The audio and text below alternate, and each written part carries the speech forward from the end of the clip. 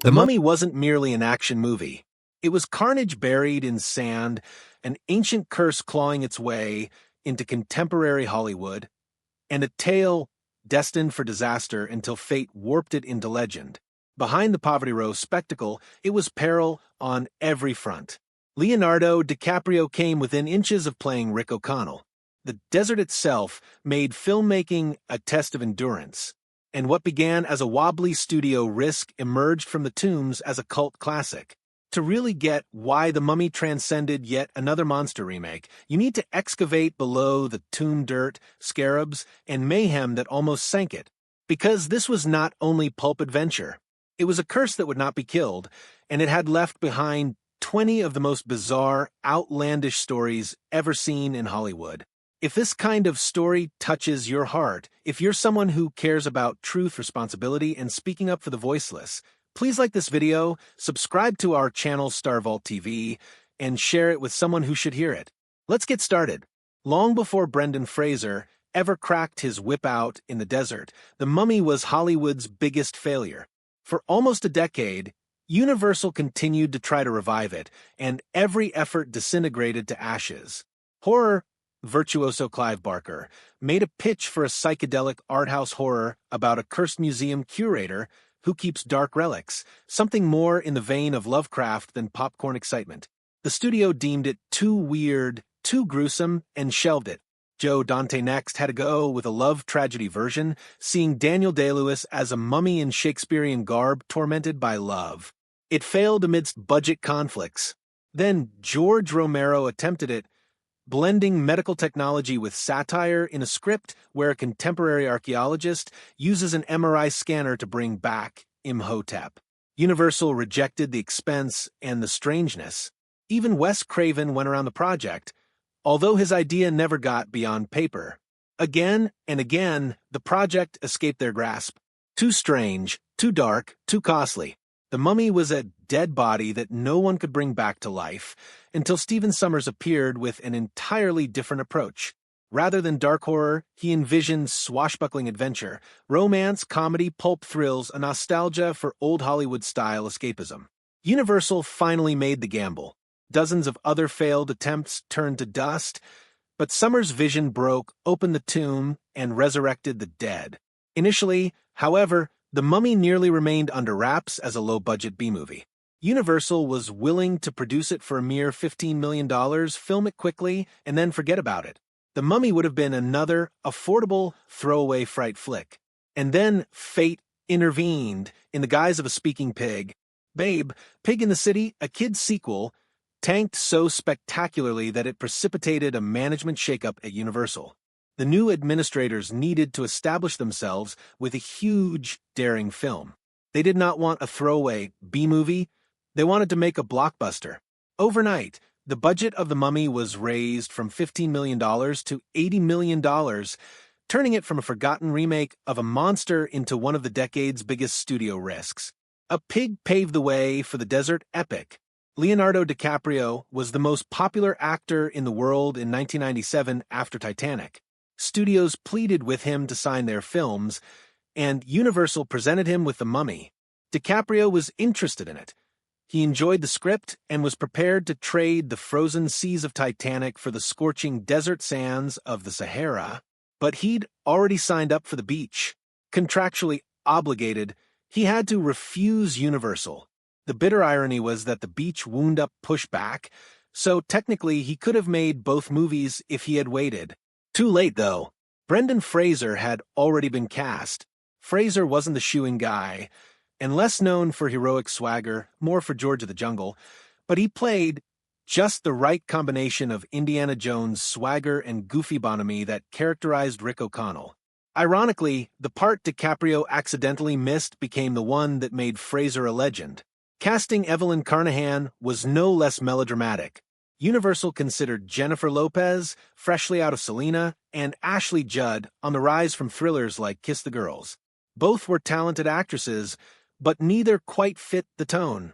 They wanted someone smart, but sexy, accident-prone, but brave, someone to stumble over her own feet in a library and then take on the dead without flinching.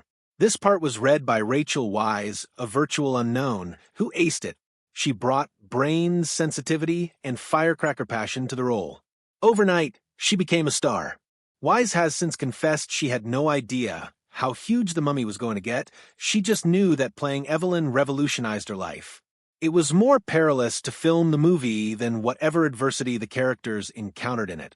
Stephen Sommers opted for Morocco's Sahara Desert as a choice of authenticity, and doing so almost broke the crew. Temperatures climbed above 120 degrees. Cameras melted, film stock curled up, crew members keeled over. The studio even insured against kidnapping since the area was deemed that unsafe. Every day brought new threats. Snakes slithered through camp, scorpions crawled into booths, and sandstorms buried entire sets overnight, destroying cameras and swallowing days of work. The desert didn't want them there, and it nearly won. Then came the moment when Brendan Fraser actually died on set, if only briefly. During the prison hanging sequence, he performed a stunt with a noose rigged to look dangerous but remain safe. Something was amiss. The knot tightened, the trapdoor fell, and Fraser actually started to choke. His face reddened, his body relaxed. For almost 20 seconds, he hung unconscious before the cast came in and hacked him down. Afterwards, he joked, "They killed me for 18 seconds. On screen, Rick O'Connell cheated death with bravado, but off-screen Fraser had already won. Imhotep's actor, Arnold Vosloo, endured his own agony. Makeup artists tried applying layers of latex, paint, and prosthetics on top of him before CGI entirely took over practical effects. The layers were so heavy he could hardly move. His skin was raw at the end of every session, face swollen and eyes bloodshot. Vosloo subsequently admitted that he'd peel off the makeup and find red, angry welts all over his body, like he was really cursed. Ironically, he was playing a man punished to be buried alive, and the makeup left him feeling almost as bad. What set The Mummy apart was Sommers' refusal to compromise on studio demands. Universal initially wanted a dark horror remake with lots of gore and shadows. Sommers did not agree. He demanded a swashbuckling adventure with romance, wit, and innocent thrills added to the scares. Executives were afraid his attitude would be the kiss of death to the film, but his vision made it one of the most popular adventure blockbusters of the 1990s. Universal was looking for fear. Sommers provided them with fun, and fun prevailed. The Sahara cursed them in other respects as well. Almost the entire cast was laid low by food poisoning from the local meals. Actors fell over, filming lagged, and entire days were wasted, save for Arnold Vosloo, who would not eat anything local and instead had food brought in from home. While the rest of them suffered, Vosloo strolled unscathed through the mayhem, as invulnerable as his character. Even seemingly frivolous scenes were fraught with true peril. When Evelyn knocks over the library shelves, Rachel Weisz had one take to do it right. The shelves were actual wood stacked with 2,000 books preset to fall like dominoes. If one shelf didn't fire, the stunt would be a failure and resetting would be days. Worse, if she timed her motion poorly, she could be crushed. Weisz wanted to do it herself. The crew breathed a collective pause. She pushed.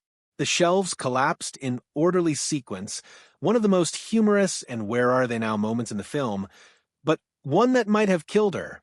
Arnold Vosloo's on-screen curses weren't mumbo-jumbo. Scholars had the dialogue translated into actual ancient Egyptian, so audiences were listening to words that hadn't been spoken in thousands of years. Vosloo practiced the pronunciation ad infinitum. To the public, it was menacing gibberish. To Egyptologists, it was history resurrected. The special effects were groundbreaking. Imhotep's mutilated body was created by industrial light and magic, constructing him digitally from skeleton outward, bone, muscle, then skin.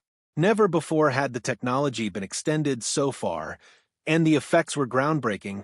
Imhotep was alive, decaying and reforming before the eyes of the viewers, and it paved the way for all digital characters like Gollum years to come. But despite all the CGI, the majority of The Mummy used old-fashioned effects. Scarabs were crafted from actual beetle shells, cemented to performers, Explosions were actual pyrotechnic detonations set off in the desert, and crashing temples were physical sets rigged to collapse. That mass, that dust, that flame, it wasn't digital deception, it was real-world mayhem. And that's why the film remains perilous. The pulse came from Jerry Goldsmith's score. By then a legend, Goldsmith wrote one of his final great epics for The Mummy, matching swashbuckling orchestral themes with unearthly Middle Eastern textures. His score infused the film with grandeur and soul, raising it above pulp spectacle to something operatic. It is one of his most iconic works. Even the opening almost took a very different shape. Early cuts featured the Universal logo redesigned to look like the 1930s, followed by Imhotep narrating his backstory in English. The idea robbed him of mystery and menace, so it was scrapped. Instead, the wordless prologue told his story through imagery, betrayal, and curse, far more powerful. When release loomed, Universal braced for disaster. Critics ridiculed test screenings, saying it was too campy and ridiculous.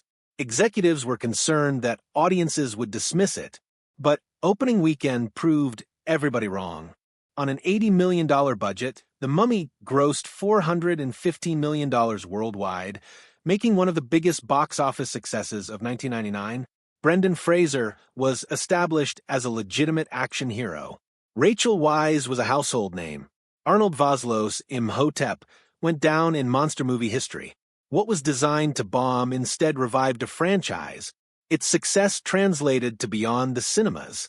Universal Studios created Revenge of the Mummy, an effects and fire-laden theme park roller coaster featuring the on-screen appearance of Brendan Fraser himself. It opened in 2004 and still operates today, evidence that the curse never dissipated. Children had their own Saturday morning cartoon, The Mummy, the animated series, which ran for 2 years from 2001 to 2003, bringing Rick and Evelyn's exploits to breakfast cereal mornings. And the sequels came.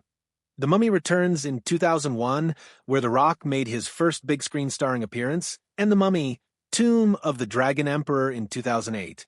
Even The Scorpion King branched out into its own franchise. Time did not entomb The Mummy. It made it timeless. Most of all, the legacy existed in the fans. Brendan Fraser's smile, Rachel Weisz's wit, and one line, "I am a librarian," were battle cries for an entire generation. VHS tapes grew worn, DVDs passed from college dorm to college dorm, and then the internet rendered it meme immortality. It was not another blockbuster. It was how adventure did not die.